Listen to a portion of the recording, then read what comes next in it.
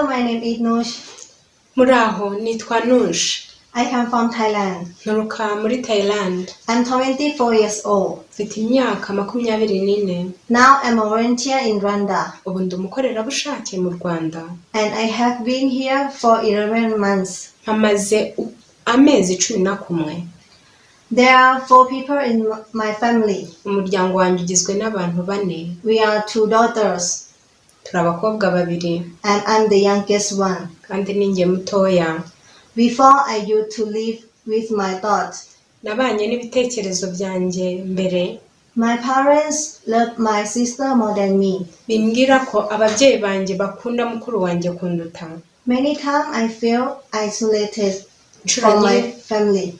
Inshuro nyinshi nabayeho nigunze bitewe n'umuryango wanjye. And I had darkness in my heart. Nari mfite umwijima mu mutima wanjye. Of them not loving me. Umbwira ko batankunda. This thought was pent in my mind since I was young. Iki gitekerezo cyari mu myumvire yanjye kuva nkiri muto. And it gradually became more serious than before.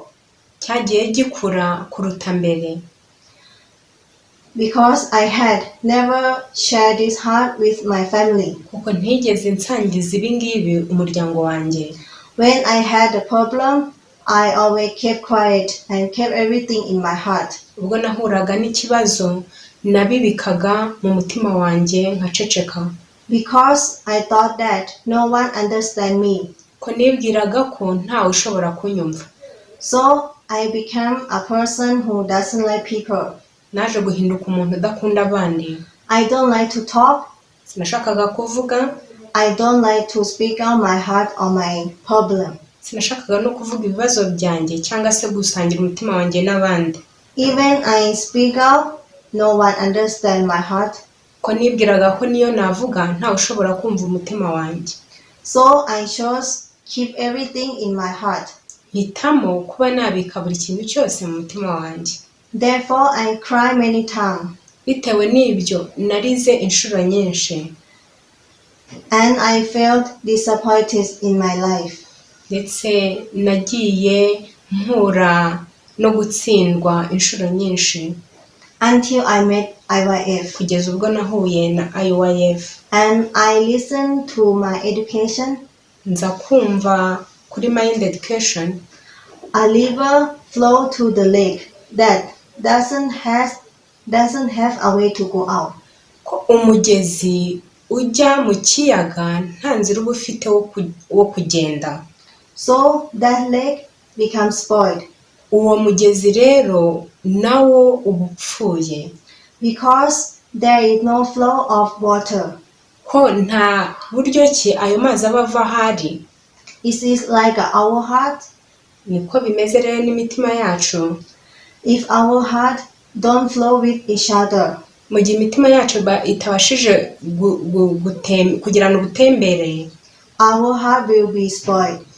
Imitima yacu nayo irangirika. Through my volunteer life. Binyuze mu bukorerabushake bwanjye. I could learn how to share my heart. Naje kwiga uburyo ki nshobora gusangira umutima wanjye n'abandi. How to speak out my problem or my darkness. Uko navuga ikibazo cyanjye cyangwa nuko nasangira n'abandi mu mwijima wanjye. Because we came from different countries. Duturuka mu bihugu bitandukanye. And we have different cultures. Kandi tukagira n'imico itandukanye. And also we have so many problems with each other. Tugirana n'ibibazo byinshi. But we can live together. Ariko tukabana. Because we share our hearts. Bitewe n'uko tugirana ubusabane bw'imitima yacu. When our heart flow with each other. Igihe imitima yacu ifitanye ubusabane. We don't need to keep our darkness on our problem. Ntabwo dushobora gukomeza kubika uyu mwijima cyangwa ibyo bibazo byacu. We can throw it away. Dushobora kubijugunya. And live happily. Tukabaho twishimye.